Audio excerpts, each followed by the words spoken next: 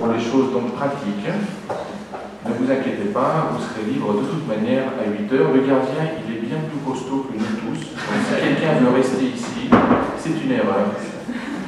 Voilà, et vous verrez qu'elle sera rectifiée très rapidement. Voilà. Donc, aujourd'hui, on ne fait pas de marathon, on essaiera de faire un sprint de 100 mètres par rapport à l'absurde. Donc, on va démarrer. Normalement, vous êtes tous prêts, vous êtes là. Alors, on va essayer de faire. Oui, peu importe. Non, il faut que la dame la regarde. Il faut que la dame la regarde. Excusez-moi, parce que. Mais on va faire là un peu. Ouais, voilà, comme ça. Oui, c'est bien, je crois qu'on a réglé tous les problèmes pratiques. S'il y en a qui ont envie de bouger, ben, qu'ils le fassent maintenant. C'est permis après aussi.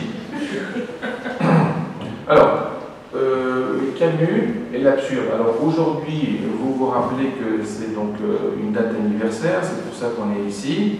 Mais nous, on aurait fait ça aussi hier ou demain. Et je pense que c'est la même chose pour vous. Donc, l'idée est la suivante.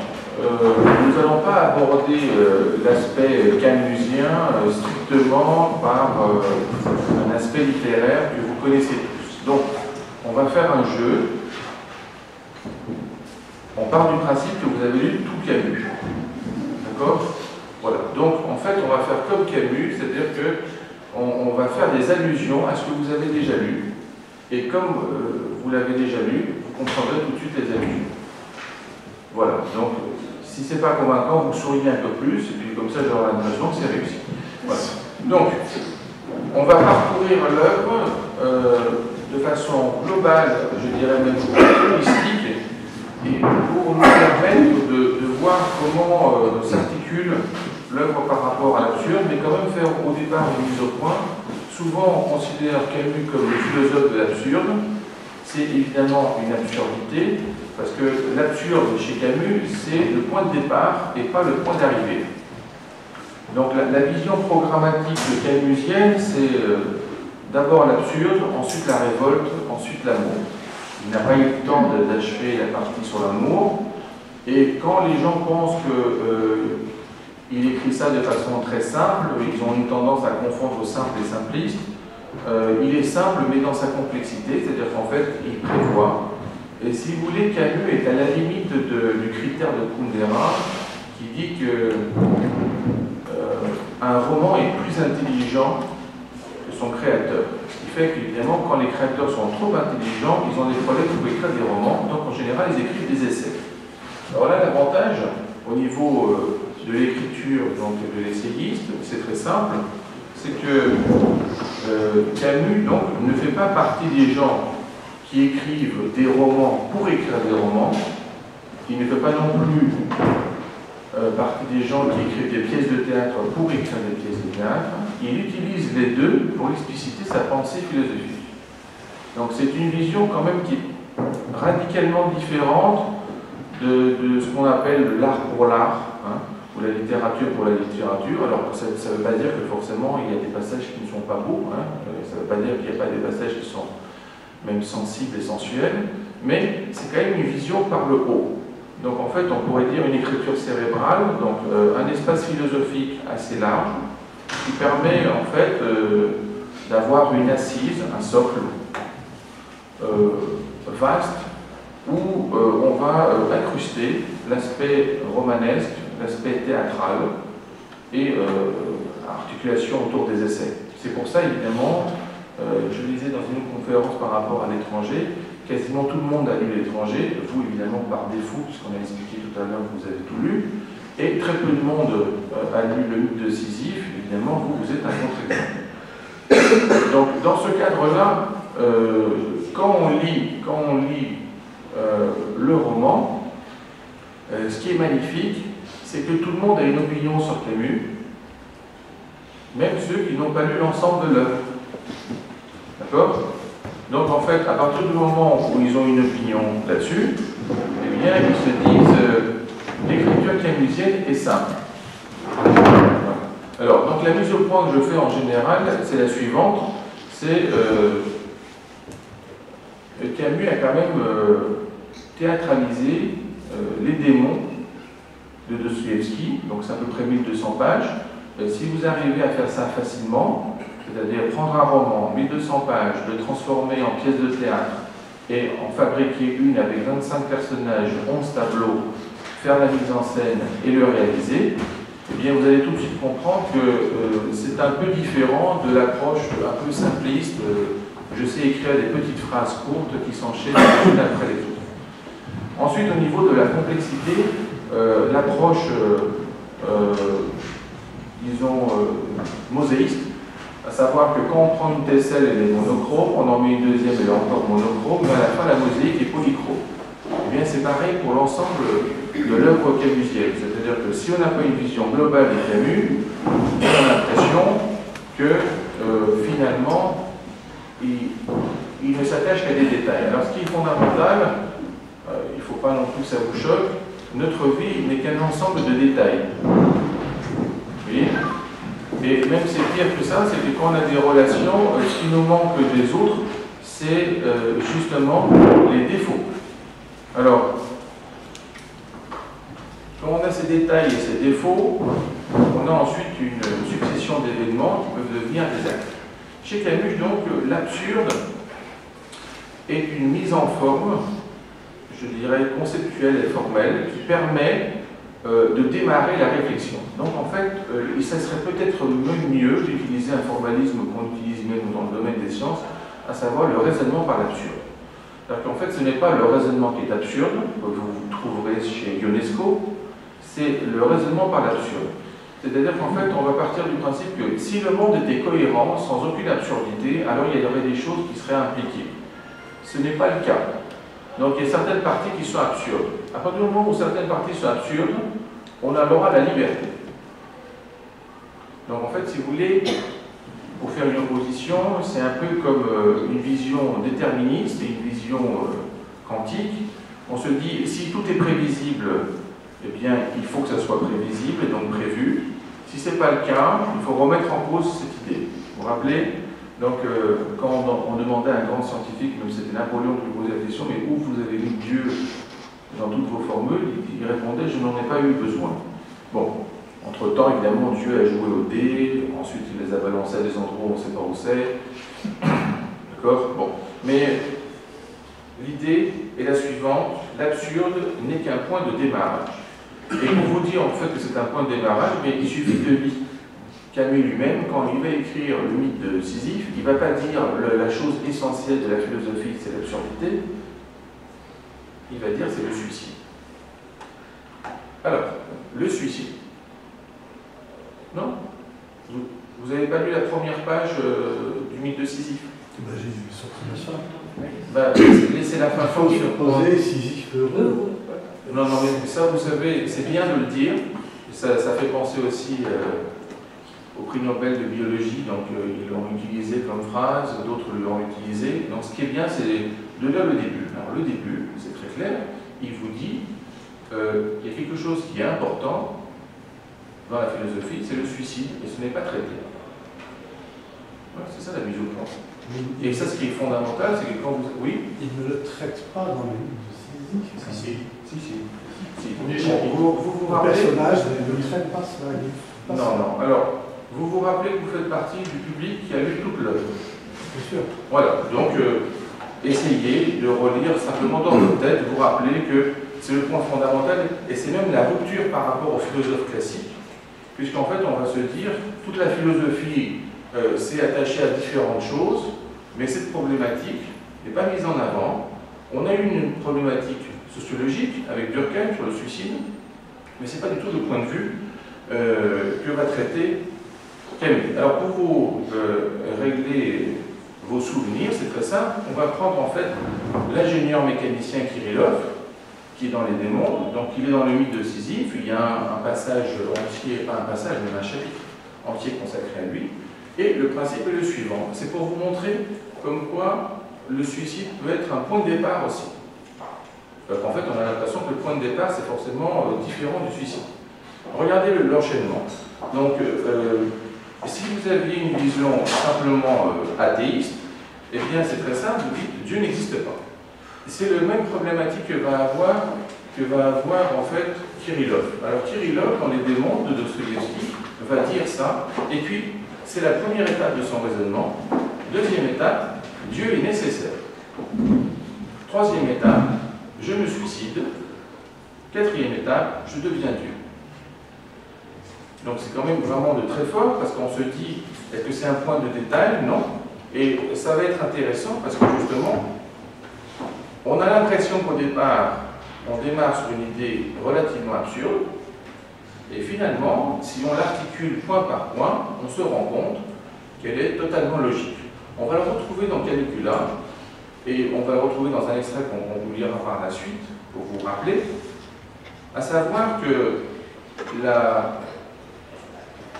la nécessité d'une utopie, c'est ça qui fait avancer l'humanité. Donc en fait, l'utopie, chez Camus, ça peut être qu'est-ce qui peut se passer après l'absurde, qu'est-ce qui peut se passer après le suicide, dans ce cadre formel donc, des démons. Et c'est assez intéressant parce qu'on pourrait se dire pourquoi il a rapproché Don Juan, toujours dans le même livre, Don Juan et Kirillov sont juste à côté, et on pourrait se dire quel est le rapport entre l'un et l'autre. Mais justement, il y a un rapport par rapport à ça. Alors, vous vous rappelez que donc, Don Juan n'est pas un personnage athée, mais un personnage impie, c'est différent. Et les accusations qu'il subit par rapport aux femmes ne sont que la première étape, une étape de remise en cause de la société, à savoir les femmes, donc l'appareil judiciaire, les médecins, et puis finalement, on va arriver via le Père à Dieu.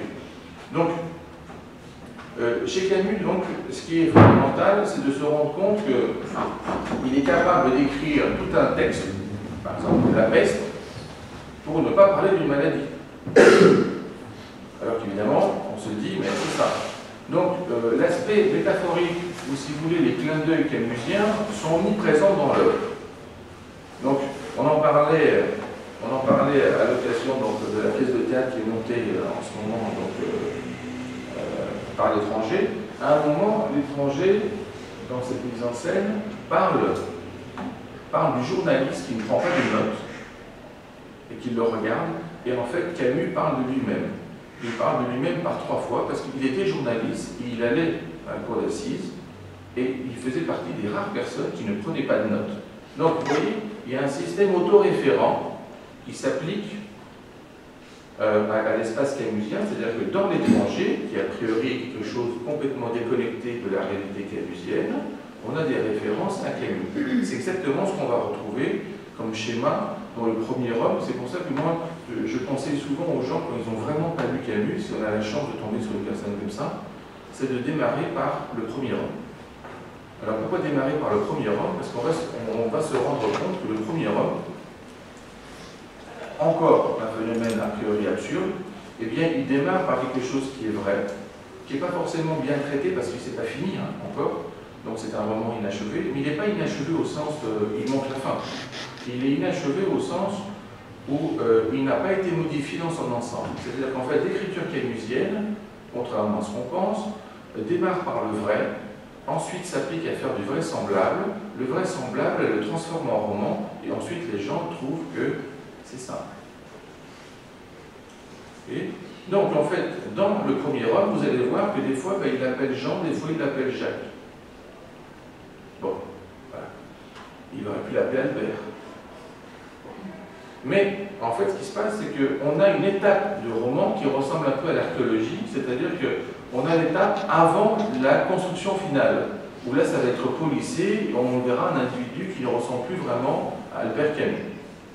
Pour vous donner donc un autre exemple, si vous prenez l'étranger, on parle énormément de l'étranger et de sa mère. La mère de l'étranger, en fait, c'est le père de Camus. Donc cette différence est fondamentale, et son premier choc, qui va être un choc de type absurde, on pourrait dire, c'est de découvrir la tombe de son père à un âge où il est plus grand que la mort de son père.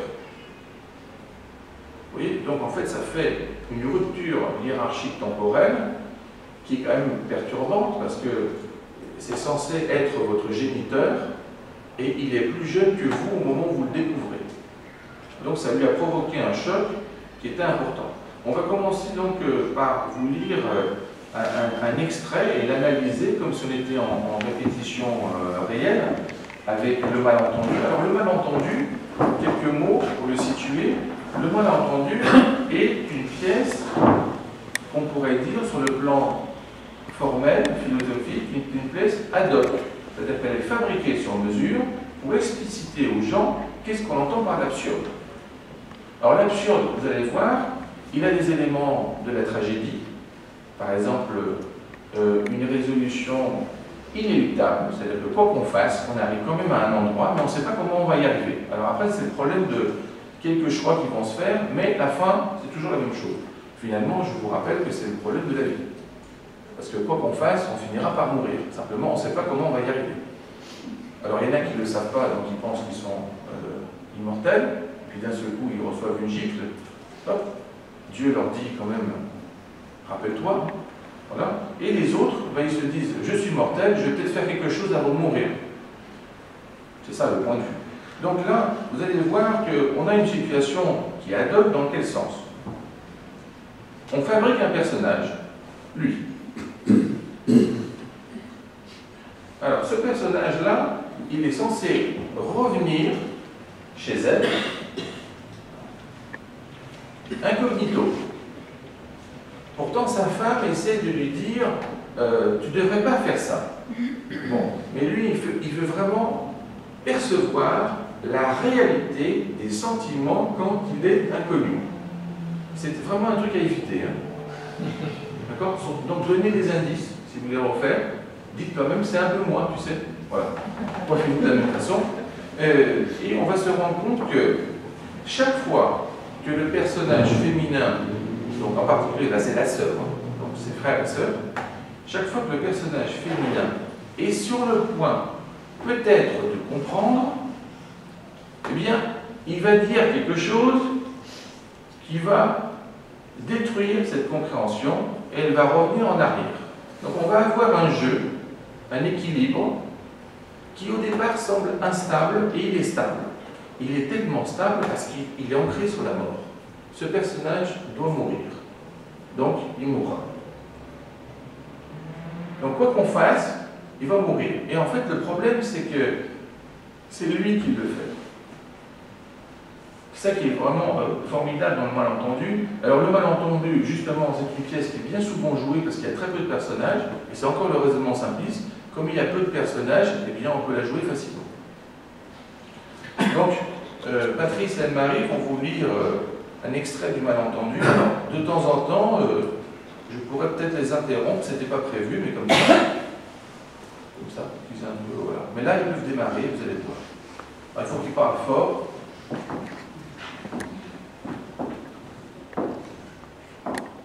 Je regrette, monsieur, que cette chambre ne soit pas aussi confortable que vous pourriez le désirer.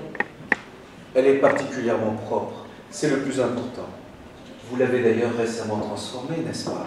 Oui, comment le voyez-vous? À des détails.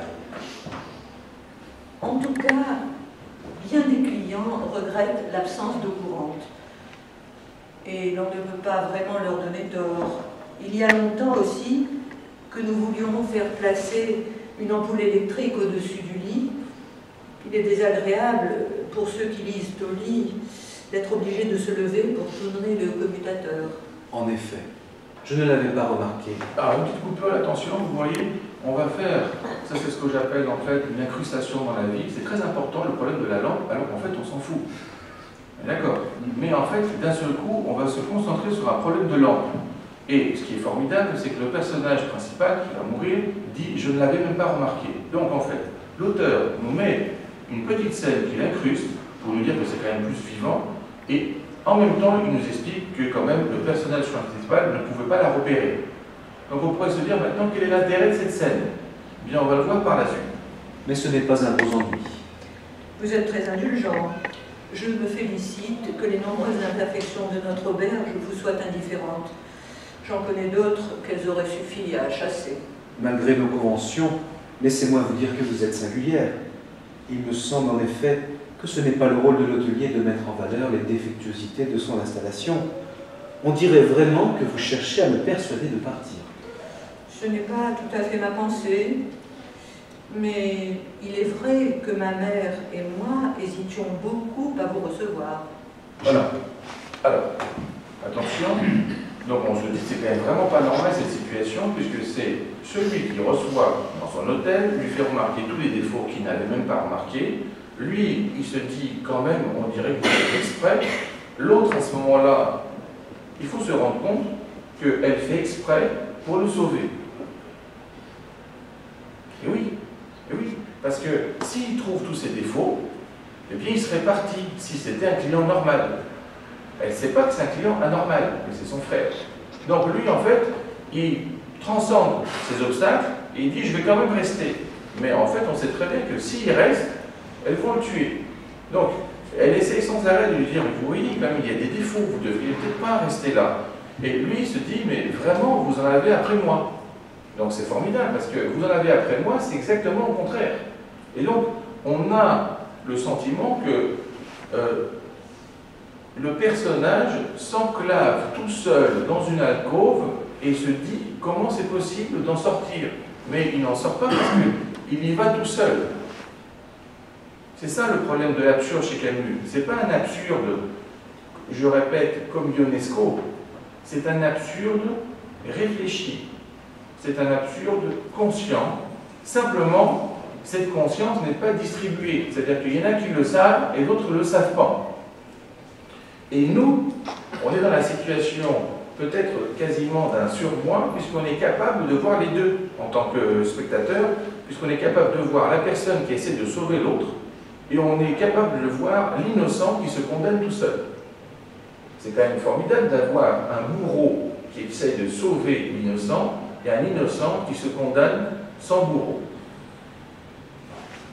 J'ai pu remarquer au moins que vous ne faisiez pas beaucoup pour me retenir. Mais je ne comprends pas pourquoi. Vous ne devez pas douter que je suis solvable. Et je ne donne pas l'impression, j'imagine, d'un homme qui a quelques méfaits à se reprocher. Non, ce n'est pas cela. Vous n'avez rien du malfaiteur. Notre raison est ailleurs.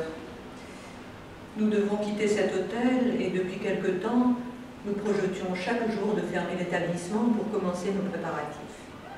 Cela nous était facile, il nous vient rarement des clients. Mais c'est avec vous que nous comprenons à quel point nous avions abandonné l'idée de reprendre notre ancien métier. Avez-vous donc envie de me voir partir? Je vous l'ai dit, nous hésitons, et surtout, j'hésite. En fait, tout dépend de moi, et je ne sais encore à quoi me décider. Je ne veux pas vous être à charge, ne l'oubliez pas, et je ferai ce que vous voudrez. Je dois dire cependant que cela m'arrangerait de rester encore 1 ou 2 jours. J'ai des affaires à mettre en ordre avant de reprendre mes voyages, et j'espérais trouver ici la tranquillité et la paix qu'il me fallait. Voilà, alors là, c'est sûr qu'il va la trouver, la tranquillité et la paix qu'il lui fallait, mais il ne sait pas à quel point. Et le problème, c'est que c'est lui qui est en train de se fermer et il dit « j'aurai besoin de quelques jours ». Donc ça, c'est vraiment, ça commence à être scellé. Donc on a la première clé qui se ferme. Et pourtant, de ce côté, du côté en fait du coupable, on a l'hésitation. C'est-à-dire que malgré ça, on se dit « est-ce que ça vaut le coup de le faire ?» Et donc nous, on est avec la certitude de l'ignorant et l'incertitude du connaisseur.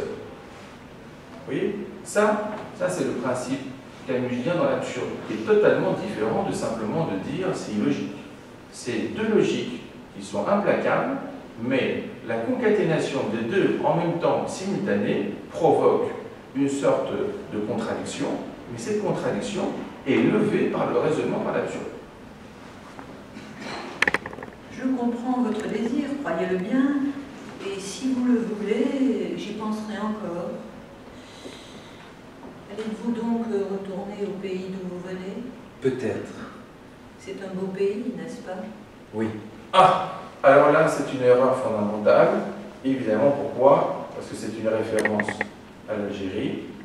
Et en fait, on sait que de ce côté, c'est la France. C'est quelqu'un qui rêve d'aller là-bas. Et attention, on a quelque chose qui est vicieux là. C'est que c'est cette personne qui connaît, celle-là qui ne connaît pas. S'il avait dit c'est pas un beau pays, ça serait arrêté. C'est parce qu'il va dire c'est un beau pays, le fait qu'il dise ça, elle va avoir un début de déclic, il faut forcément l'éliminer parce que le but de la mère et de la fille, c'est d'aller là-bas. Là où il y a la mer, là où il fait chaud, là où il y a vraiment l'été. Alors qu'ici, il pleut, il fait froid, c'est pourri. Et donc, celui qui va dire oui, faites-le, c'est l'innocent. Et c'est quelque chose qui est tout à fait remarquable, vous le verrez dans des cas plus graves, comme des crimes contre l'humanité, c'est pas pour rien que ça a intéressé Camus, c'est souvent l'innocent qui se condamne de façon ontologique et pas idéologique. Donc là, on va le voir. Oui, c'est un beau pays. On dit que dans ces régions, il y a des plages tout à fait désertes. C'est vrai, rien n'y rappelle l'homme. Au petit matin, on trouve sur le sable les traces laissées par les pattes des oiseaux de mer. Ce sont les seuls signes de vie. Quant au soir... Quant au soir, monsieur, ils sont bouleversants. Oui, c'est un beau pays. j'y ai souvent pensé. Les voyageurs m'en ont parlé et j'ai lu ce que j'ai pu. Souvent, comme aujourd'hui, au milieu de l'aigre printemps de ce pays, je pense à la mer et aux fleurs de là-bas. Et ce que j'imagine me rend aveugle à tout ce qui m'entoure.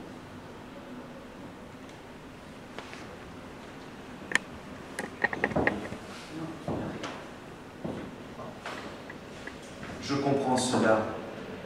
Le printemps de là-bas vous prend à la gorge. Les fleurs éclosent par milliers au-dessus des murs blancs.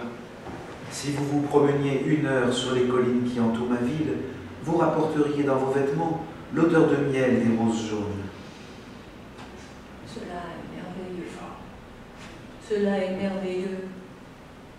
Ce que nous appelons le printemps, ici, c'est une rose et 2 bourgeons qui viennent de pousser dans le jardin du cloître. Cela suffit à remuer les hommes de mon pays, mais leur cœur ressemble à cette rose avare. Un souffle plus puissant les fanerait. Ils ont le printemps qu'ils méritent. Vous n'êtes pas tout à fait juste, car vous avez aussi l'automne. Qu'est-ce que l'automne? Un 2e printemps, où toutes les feuilles sont comme des fleurs. Peut-être en est-il ainsi des êtres que vous verriez fleurir, si seulement vous les aidiez de votre patience. Je n'ai plus de patience en réserve pour cette Europe où l'automne a le visage du printemps et le printemps l'odeur de misère. Mais j'imagine avec délice cet autre pays où l'été écrase tout, où les pluies d'hiver noient les villes et où, enfin, les choses sont ce qu'elles sont. Voilà. Donc, ce point, donc vous voyez, ceux qui sont parmi vous pieds noirs, peut-être vous comprendre un peu mieux encore cette opposition, du genre, on est toujours de l'autre côté. Vous voyez? Donc, de temps en temps, on revient en France, mais on pense à là-bas. Quand on est là-bas, on pense à la France. Et là, c'est ce qu'on voit avec, d'un côté, l'été, et de l'autre côté, le printemps, mais plus de printemps, en fait, un faux printemps, un second printemps, c'est-à-dire l'automne. Et c'est assez intéressant que Camus, dans un texte inédit, d'ailleurs qu'il lit, si vous avez la version en CD, il le dit, donc on entend sa voix, il dit d'un côté j'ai la beauté, de l'autre côté les humilie. Il parle par rapport aussi à la guerre, hein, donc contre la barbarie nazie. Et il dit sans arrêt, et j'espère n'avoir trahi ni l'une ni les autres. Parce qu'en fait, il pourrait se dire, j'aurais pu rester là-bas. Ou il aurait pu dire, une fois que j'étais ici, renier tout ce qui était là-bas. Et en fait, le fait de jouer sur les deux va provoquer chez la plupart des gens une incompréhension dans l'œuvre camusienne et surtout sa prise de position. Sur le plan politique, il n'est jamais du bon côté par l'époque qu'il vit. Ensuite, maintenant, évidemment, de façon consensuelle, on est tous d'accord que c'est un type bien. Mais si on faisait cette conférence il y a quelques dizaines d'années, ce serait très difficile de trouver des gens qui trouveraient que Camus était bien. parce qu'il était toujours du mauvais côté. Donc, dans cet exemple-là que vous pouvez voir, dans cet extrait, eh bien, vous avez d'un côté la volonté de prise de contact, donc, en fait, la fraternité, et de l'autre côté, il y a la liberté. C'est-à-dire que si je veux avoir un but et je veux avoir accès à la mer, au soleil, à la chaleur, rien ne doit être un obstacle. Pour lui, il est prêt à sacrifier tout ça pour simplement aller vers la fraternité. Cette combinaison des deux est relativement complexe et c'est pour ça qu'en fait, on va se rendre compte, ils vont nous lire un peu plus loin en faisant un saut, s'ils y arrivent à faire un saut carpé ensemble. Voilà, par exemple, là où il sourit. Voilà. Ce sont des violences que je peux comprendre. Je n'ai pas besoin de m'en effrayer, puisque je ne suis pas un obstacle sur votre chemin. Rien ne me pousse à m'opposer à vos désirs. Vous n'avez pas de raison de vous y opposer, cela est sûr. Mais vous n'en avez pas non plus de vous y prêter, et dans certains cas, cela peut tout précipiter. Qui vous dit que je n'ai pas de raison de m'y prêter? Le bon sens et le désir où je suis de vous tenir en dehors de mes projets. Si je comprends bien, nous voilà revenus à nos conventions.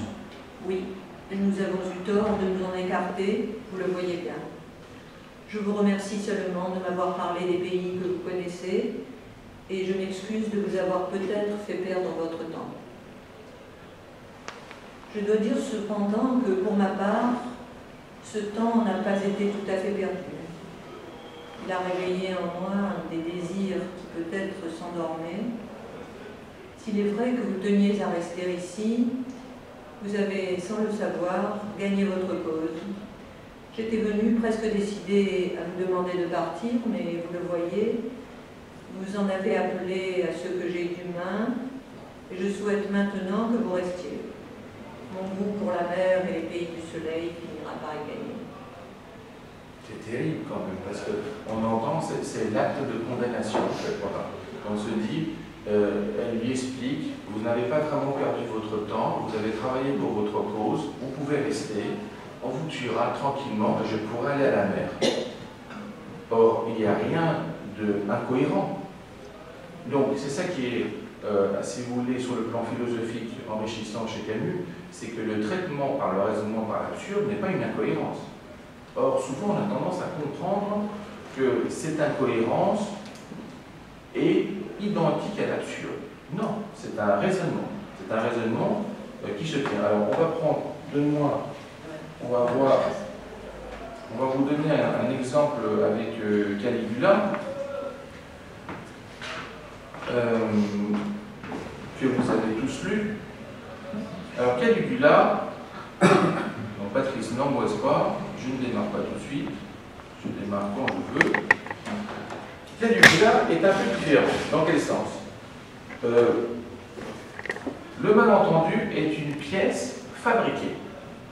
Caligula est un événement historique. La plupart des gens considèrent que Caligula était fou. Voilà, c'est un fait. Voilà, très bien. Arrive maintenant l'interprétation camusienne qui dit Caligula n'était pas fou, mais il connaissait l'absurde. Et donc, on va interpréter un événement historique, ça sera exactement la même chose qui va se produire, si vous voulez, avec les Justes. Donc on prend un événement qui se passe en Russie, on l'interprète dans l'espace camusien, c'est, on dirait nous, cette immersion de l'objet dans un espace plus vaste permet de mieux le comprendre. Et donc là, avec Caligula, le niveau monte en complexité, parce que, attention, maintenant, chez Caligula, il y a quelque chose qui est fondamental, c'est que tout est permis. Alors, tout est permis, ça veut dire quoi? Vous vous rappelez, justement, dans l'espace dostoïevskien, au niveau des frères Karamazov, on dit tout est permis, mais on ne peut pas tout se permettre, même si tout est permis. Et donc, on va avoir ce qu'on appelle la déontologie. Donc là, maintenant, on va avoir, c'est assez intéressant, avec Patrice, on va vous lire un extrait où on a Hélicon, donc c'est pas une allusion à Bobby Lapointe, qui est la personne qui est le conseiller subtil, on pourrait presque dire machiavélique, en tout cas intelligent. Donc en fait, c'est le conseiller, ces conseillers-là, il faut que vous sachiez, c'est des conseillers qui sont fabriqués pour rester vivants après tout événement. C'est leur premier point de vue. Donc, et vous allez le voir de façon très claire avec cet extrait. Alors, donc, bonjour Caius. Bonjour, Hélicon. Tu sembles fatigué. J'ai beaucoup marché. Oui, ton absence a duré longtemps. C'était difficile à trouver. Quoi donc? Ce que je voulais. Et que voulais-tu? La lune. Quoi? Oui, je voulais la lune. Ah! Pourquoi faire? Eh bien, c'est une des choses que je n'ai pas. Bien sûr. Et maintenant, tout est arrangé? Non, je n'ai pas pu la voir. C'est ennuyeux. Oui, c'est pour cela que je suis fatigué. Hélicon, Oui, Caius. tu penses que je suis fou. Tu sais bien que je ne pense jamais. Je suis bien trop intelligent pour ça. Oui, enfin, mais je ne suis pas fou. Et même, je n'ai jamais été aussi raisonnable. Simplement, je me suis senti tout d'un coup un besoin impossible. Les choses telles qu'elles sont ne me semblent pas satisfaisantes. Les choses telles qu'elles sont, eh bien, dans le malentendu, les choses sont ce qu'elles sont. Et justement, le problème du malentendu, c'est que les choses ne sont pas ce qu'elles sont. C'est que tout est différent par rapport à ce qu'on voit. Et là, il dit, les choses telles qu'elles sont ne me semblent pas satisfaisantes. Je lui réponds donc, c'est une opinion assez répandue. Il est vrai, mais je ne le savais pas auparavant. Maintenant, je sais. Ce monde tel qu'il est fait n'est pas supportable. J'ai donc besoin de la lune, ou du bonheur, ou de l'immortalité, de quelque chose qui soit dément peut-être, mais qui ne soit pas de ce monde. C'est un raisonnement qui se tient, mais en général, on ne peut pas le tenir jusqu'au bout. Tu n'en sais rien. C'est parce qu'on ne le tient jamais jusqu'au bout que rien n'est obtenu. Mais il suffit peut-être de rester logique jusqu'à la fin. Je sais aussi ce que tu penses. Que d'histoire pour la mort d'une femme. Non, ce n'est pas cela. Je crois me souvenir, il est vrai, qu'il y a quelques jours, une femme que j'aimais est morte. Mais qu'est-ce que l'amour? Peu de choses. Cette mort n'est rien, je te le jure. Elle est seulement le signe d'une vérité qui me rend la lune nécessaire. C'est une vérité toute simple et toute claire, un peu bête, mais difficile à découvrir et lourde à porter. Et qu'est-ce donc que cette vérité, Caius? Les hommes meurent et ils ne sont pas heureux. Ah! Les hommes meurent et ils ne sont pas heureux. Voilà. Alors vous voyez, en fait, c'est quand même pas vraiment très près de simplement, il faut s'imaginer Sisyphe heureux, il faut comprendre que dans ce cadre-là, Sisyphe, c'est Caligula. Donc en fait, pour changer la réalité, il faut faire quelque chose d'extraordinaire. Et c'est ça qui va demander quelque chose de dément. Cette possibilité qu'a un empereur romain de faire tout ce qu'il veut, eh bien, à un moment, il a un problème. C'est qu'il a fait tout ce qu'il voulait. Il a tout fait. Il ne reste plus rien. Vous voyez? Des fois, vous allez voir vos parents, vous lui dites, est-ce que tu pourrais faire ça pour moi? Et ils vous disent non. Bon. Maintenant, imaginez que vous avez le contraire. Vous allez voir vos parents, est-ce que tu peux faire ça pour moi? Oui. Et ça? Oui. Et ça? Aussi.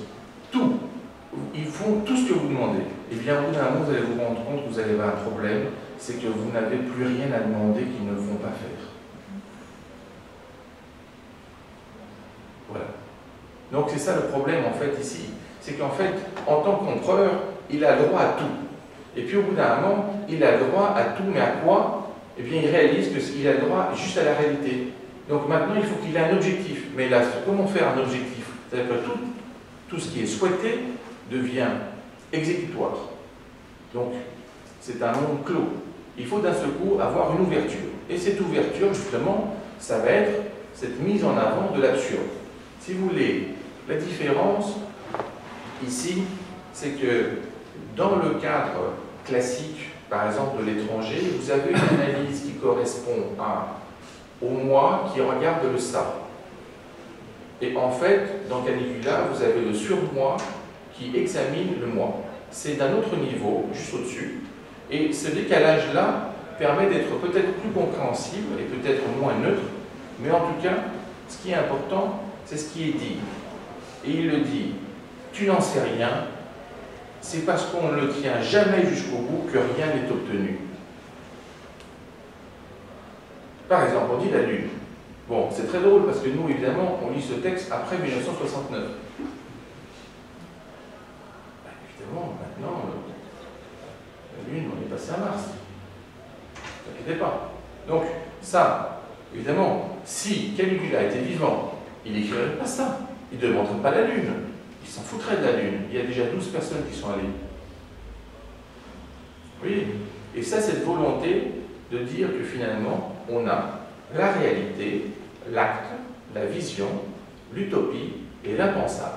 Et il faut forcément passer à l'impensable. Et une façon de passer à l'impensable, c'est de traiter l'absurde. Parce que l'absurde est dans un premier temps impensable. Une fois qu'il est conceptualisé par la personne, il devient une utopie. Et quand il devient une utopie, on peut finalement le transformer en vision. Et ça, c'est ça, le point de vue du camusien, c'est de dire en prenant le point de départ, sinon il n'y aurait pas cette vision programmatique. Pourquoi avoir commencé par l'absurde? En fait, la plupart des gens s'arrêtent à l'absurde, considèrent que c'est le philosophe de l'absurde, alors qu'en fait, si Camus devait se définir, ça serait plutôt le philosophe de l'amour. Parce que l'absurde n'est que la première étape des trois. Donc, l'absurde, la révolte, et évidemment, l'amour. Alors, regardez comme dans Caligula, ça se retrouve. On a la conscience de l'absurde, c'est-à-dire que la réalité est trop petite. La révolte, donc il va dire « je ne veux pas ». Donc maintenant, je vais demander ce que je veux. Et là, on va se retrouver avec des conseillers. Alors, tous les anciens, ils vont être dans on va dire, un gros problème, on va dire comme ça. Pourquoi? Parce qu'ils ont l'habitude, en fait, de conseiller sur des choses réalisables. Mais comment conseiller quelqu'un sur quelque chose qui est irréaliste? Et donc là, on va le voir. Patrice, tu es bien? Tu es dans ta peau? Allons, Caius, c'est une vérité dont on s'arrange très bien, le fait que les hommes meurent et ne sont pas heureux. Regarde autour de toi. Ce n'est pas cela qui les empêche de déjeuner. Alors, c'est que tout autour de moi est mensonge.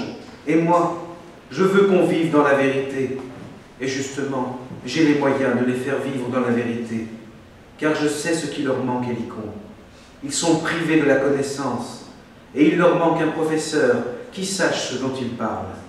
Ne t'offense pas, Caius, de ce que je vais te dire, mais tu devrais d'abord te reposer. Cela n'est pas possible, Hélicon. Cela ne sera plus jamais possible. Et pourquoi donc?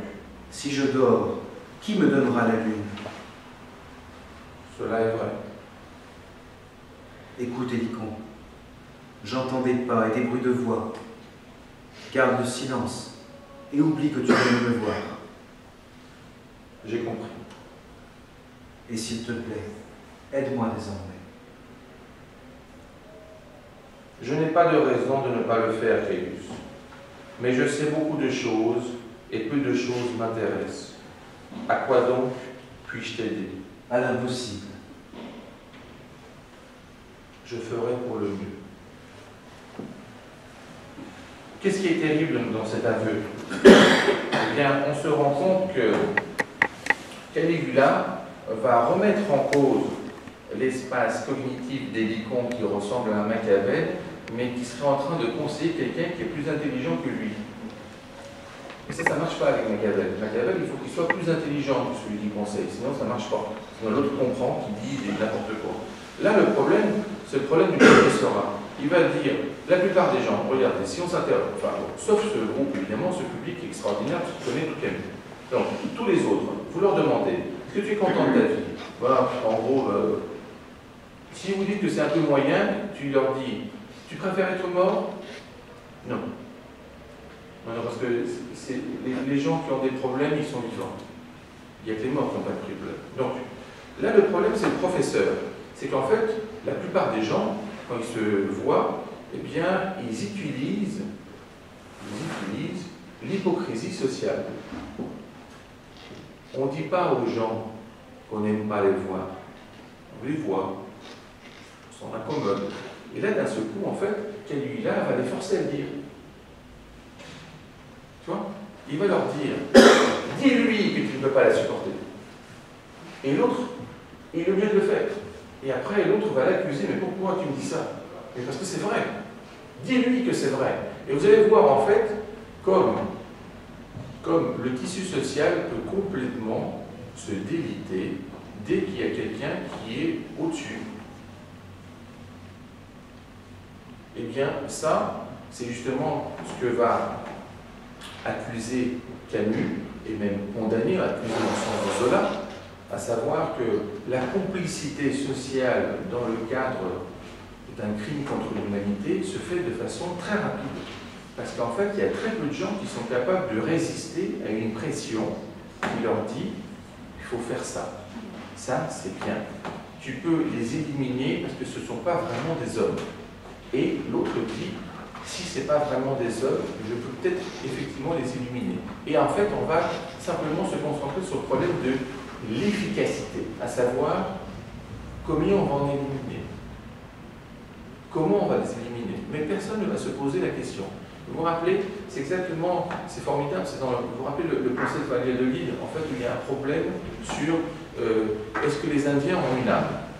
Voilà. Donc, et en fait, le procès se termine sur le fait que personne, évidemment, se pose la question sur les Noirs. Même si on gagne le procès, on n'arrive pas à aller plus loin. Et là, c'est ça. C'est qu'en fait, Caligula nous dit allons jusqu'au bout, puisque vous pensez vraiment ce que vous pensez. Et là, on va se rendre compte que finalement, il n'y a pas grand-chose qui va nous rester quand on va jusqu'au bout. Et c'est pour ça qu'on arrive très facilement à avoir des individus neutres, bien posés, bien équilibrés, devenir tortionnaires sans se poser vraiment une question. Vous vous rappelez, ça a été analysé aussi dans le film Icomicard. On voit très bien cette expérience formelle, hein, où il y a un acteur qui est électrocuté, enfin de façon fausse, et en fait, la plupart des gens ne retiennent pas le pourcentage de personnes qui résistent à ça. Ce qui est magnifique chez Camus, c'est que la réponse à l'existence de l'absurde, c'est la révolte. Donc la révolte s'articule par la prise de conscience de l'absurde. Si vous n'avez pas conscience de cet absurde, cette révolte n'est pas révolutionnaire, c'est simplement une expression de « jusqu'à là, ça va, et puis maintenant, ça en est trop ». Mais c'est tout. Donc en fait, c'est simplement quelqu'un qui est un peu énervé et qui considère que son énervement est révolutionnaire. D'accord ? Ça a été dit aussi par Brel, l'avenir se moque bien des révoltés. Alors vous voyez, il dit révolte, mais c'est révolte dans le sens de la révolution. Et ensuite, il va y avoir le positionnement qu'on va retrouver dans le registre des justes, à savoir, est-ce qu'on peut changer le monde en sacrifiant un certain nombre de personnes? Donc ça, c'est la position de Stéphane. Oui, on peut sacrifier, ce n'est pas grave. La position de Yannick, dans les justes, ça va être, tu ne peux pas sacrifier n'importe qui, sinon, en fait, ça n'a plus de sens, cette révolution. Et donc, vous voyez que le problème du sens est fondamental, alors qu'on est après l'absurde. Ensuite, une fois qu'il y a la révolte, qu'est-ce qu'il faut faire? Eh bien, on pourrait dire que c'est une forme de réconciliation. Non, ce n'est pas ce qui est prévu dans l'espace camusien. C'est vraiment le thème de l'amour. Alors vous allez me dire pourquoi différencier le thème de l'amour de la réconciliation? Parce que l'amour n'oublie pas. Vous voyez? Les justes n'oublient pas. Donc, la réconciliation ne peut être effectuée que de façon formelle par des États. Mais dans le fond, les personnes qui ont vécu ça, c'est très difficile. Alors que vous vous rendez compte, par exemple avec Camus, donc il va mourir en 1960, donc il ne va pas voir la fin de la guerre d'Algérie, il ne va pas avoir un positionnement là-dessus, et évidemment, on va se demander est-ce qu'il aurait été heureux? Évidemment, si vous me mettez à la place de Sisyphe, il n'y a pas de problème, vous savez répondre. S'il était à la place de Caligula, et s'il avait dit à tout le monde, je vous ai compris, ça aurait été différent. Donc, le principe articulatoire, 3 étapes, l'absurde, donc c'est vraiment les prémices d'une pensée qui se différencie par rapport à la vie courante, et la nécessité de passer à l'aspect extraordinaire. Alors c'est assez remarquable, maintenant on est tellement consensuel qu'on arrive dans des associations à avoir des assemblées extraordinaires. Ce qui est totalement ridicule, puisque c'est vraiment un abus de langage, et évidemment une assemblée extraordinaire est tout à fait ordinaire, et même prévue. Vous voyez, donc vous voyez comme c'est extraordinaire. Alors en fait, quand vous dites, alors évidemment maintenant les gens, les plus jeunes surtout, parce qu'il y en a quand même quelques-uns, ils se disent, ils ne peuvent plus dire c'est extraordinaire, alors ils disent que c'est génial. Voilà, manque de peau, être extraordinaire, c'est pas forcément être intelligent. On peut être très con et être extraordinaire. Voilà, donc, alors on va le transposer, mais ça ne suffit pas. Donc dans le cadre en fait camusien, on a vraiment un processus réfléchi et conscient qui se positionne par rapport à l'humanité et pas par rapport à la société. Ça, c'est une fondamentale prise de position. Pourquoi? Parce que souvent, la société, elle considère qu'il y a des principes qu'il faut respecter. Alors qu'en fait, l'humanité s'appuie sur des valeurs qu'on ne respecte pas, mais qu'on suit. Donc, tant que ces valeurs correspondent aux principes, à partir du moment où vous avez un État qui définit l'ensemble de ces principes sur des valeurs humaines, bien d'un seul coup, ce n'est plus un État, parce qu'il va avoir des difficultés à gérer. Et c'est assez fondamental, vous pouvez le voir avec le système de la France. Regardez comment ça se passe. On a liberté, égalité, fraternité. En termes de machine devineur, vous avez une position pour l'ensemble des personnes, la liberté. On voit en fait que ça ne peut pas forcément marcher si ça ne marche pas sur tout le monde. Donc on impose l'égalité de ça. Vous vous rappelez qu'il y a certains pays qui préfèrent d'abord l'égalité et après la liberté. En général, c'est raté pour la liberté. Hein. Donc, on met d'abord la liberté, après on met l'égalité. L'égalité, on s'en sort moyennement, alors on rajoute un aspect humain. La fraternité, c'est la correction de tir. Parce que si vous ne faites pas de correction de tir, dans un système prétendument égalitaire, eh bien vous allez voir qu'il y a des gens, comme dirait quelqu'un que vous connaissez, qui sont plus égaux que d'autres. Donc il faut que les gens qui sont plus égaux que d'autres s'occupent des autres qui sont un peu moins égaux, parce que sinon ça ne va pas. Et bien ça, c'est ce qu'on appelle la fraternité. La fraternité, dans ce principe, si vous le replacez, eh bien vous le replacez maintenant, on va prendre liberté, égalité, fraternité, avec absurde, révolte et amour. La liberté, en fait, ça va être dû justement à la prise de conscience de l'absurde. Ensuite, le problème de l'égalité. Eh bien, l'égalité qu'il a eu à faire face, Camus, ça a toujours été une égalité totalitaire. C'est toujours très inquiétant un système qui impose de façon universelle l'égalité, quel que soit le critère. Et bien justement, on va avoir deux positions, et Camus va avoir les problèmes sur les deux, sur le trait noir, sur le trait rouge. Donc ce n'est pas une image stendhalienne, donc il ramène ça à l'espace humain en disant que on ne peut pas aller jusqu'à cet extrême parce que finalement l'égalité amène le nivellement. Et s'il n'y a pas la fraternité, c'est-à-dire en fait la notion d'amour, on se retrouve dans des populations qui sont plus humaines, même si elles s'appellent société. Parce que ce qu'il faut réaliser, c'est qui commet un crime contre l'humanité. C'est très simple la réponse, c'est toujours une société. Donc en fait, il faut bien se comprendre, prendre conscience que le positionnement camusien, c'est de dire, on ne peut pas dire simplement que la société a raison. Parce que des fois, la société, elle dérive, elle se perd, et finalement, on voit par exemple dans la Seconde Guerre mondiale que certaines sociétés sont devenues collaboratrices. Alors, collaborer, c'est pas grave, c'est pas gênant. Hein, on se dit, c'est bien, c'est travailler avec l'autre. C'est l'étymologie. Bon, mais ensuite, quand vous prenez les principes de cette société, justement, elle va parler de collaborer dans quel sens? Eh bien, il faut d'abord le travail. Ah, mais vous savez, c'est ce qu'on appelle après les travaux forcés. Et donc, ce qui va gêner Camus, c'est la différence finalement entre travail et œuvre. Le travail est dans le cadre d'une société consensuelle qui peut rapidement devenir, avec un consensus manufacturé, quelque chose qui soit un système collaboratif. Dans l'autre cadre, il est seul, souvent isolé, et c'est pour ça qu'en fait, vous vous rappelez, je vous ai dit, on commence par le premier homme, mais un bon titre aussi pour le premier homme, ce serait le dernier homme. Parce qu'en fait, Camus est aussi un précurseur, c'est-à-dire qu'il n'y a personne avant lui, mais en fait, c'est un précurseur de personne, parce qu'il n'y a personne derrière. C'est-à-dire qu'en fait, la continuation n'est pas là, donc on a un phénomène de singularité qui apparaît, l'espace camusien, à partir de la prise de conscience de l'absurde, où, quand on n'a absolument rien, parce qu'il dit à un moment, de façon très claire, moi la seule chose que j'avais comme richesse, c'est le soleil, la mer, la terre, rien d'autre, c'est-à-dire le rien. Mais en fait, ce qui est assez intéressant, c'est que de toute façon, on aboutit tous à ça à la fin. Donc, entre les deux, eh bien, entre les deux, c'est juste l'œuvre.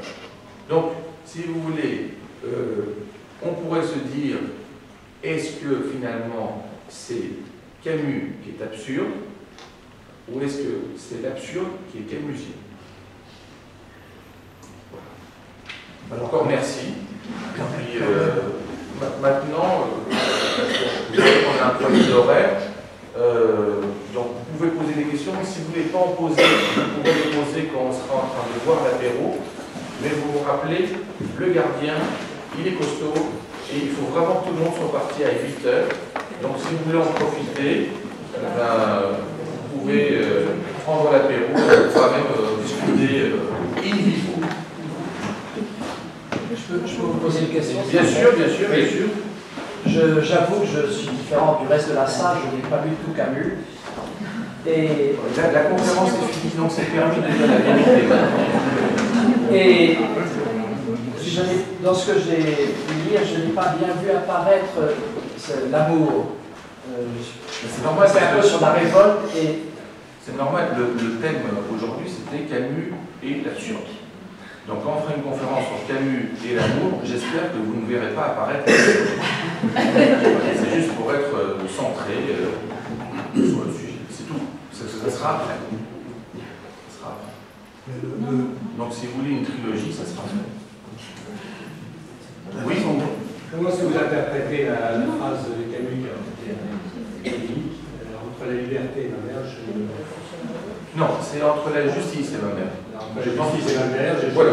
Alors, l'interpréter, c'est pas très compliqué, surtout quand on connaît le contexte. On sait très bien qu'en fait, c'était un journaliste qui l'agressait et qui a fait tout son possible pour qu'il réponde à cette question. Donc, il a été agacé et je pense qu'il a eu un moment d'agacement et pas un moment stratégique. Donc, beaucoup de gens ont tendance à interpréter ça dans le cadre pied noir par rapport au problème de la justice. Ça n'a absolument rien à voir. C'est qu'il faut se rappeler que la mère de Camus sait à peine s'exprimer, elle est quasiment sourde. Et si vous voulez qu'on réinterprète cette phrase camusienne et sa réponse, c'est la suivante. Est-ce que vous préférez la justice ou l'innocence? C'est qu'en fait, la justice, elle peut être injuste. Vous voyez, il y a une différence entre... D'ailleurs, il a écrit les justes, il n'a pas écrit la justice. Donc, Camus, il est vraiment axé sur la notion de juste, ce qui est juste, ce qui doit être fait, et pas ce qui est judiciaire et justice, ce qui doit être fait. Donc là, c'est vraiment de la déontologie, alors que l'autre, on est dans l'espace judiciaire. Et Camus, en fait, il va prendre le positionnement toujours du côté des innocents. D'ailleurs, c'est normal, parce que c'est quand même quelqu'un qui est juste, donc il s'est toujours préoccupé des innocents. Et vous vous rappelez ce que je vous disais tout au début, c'est qu'il disait, est-ce que j'aurais dû choisir entre la beauté et les humilier?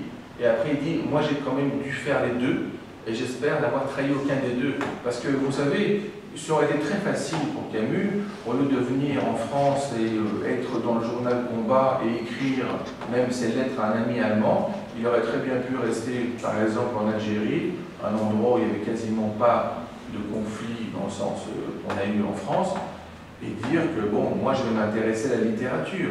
Il y a quand même bien des gens qui se sont intéressés à la littérature, et on leur fait pas grief.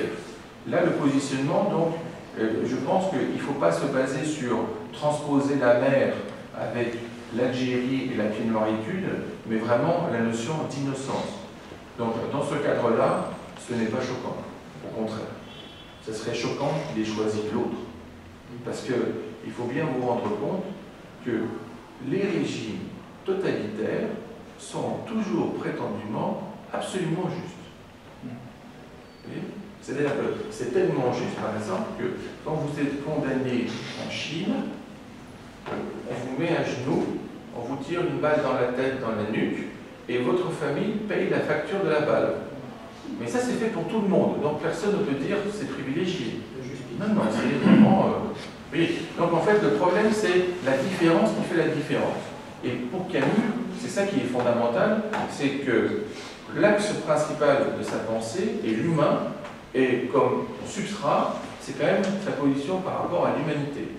Et ce qui est formidable, moi je trouve, chez Camus, c'est que bien après, donc il est mort en 60, on est en 2013, c'est difficile de se dire qu'il n'a pas pris des bonnes positions. Alors qu'il y a des gens, il faut éviter de les analyser. Et c'est pour ça que de temps en temps, vous voyez des gens qui disent oui, oui, c'est un très bel auteur. Vous voyez? Alors je vais vous la refaire en plus populaire. Vous allez par exemple voir une pièce de théâtre, vous êtes metteur en scène, et on vous dit ça vous a plu la pièce de théâtre? Alors vous répondez l'éclairage parfait. Vous voyez?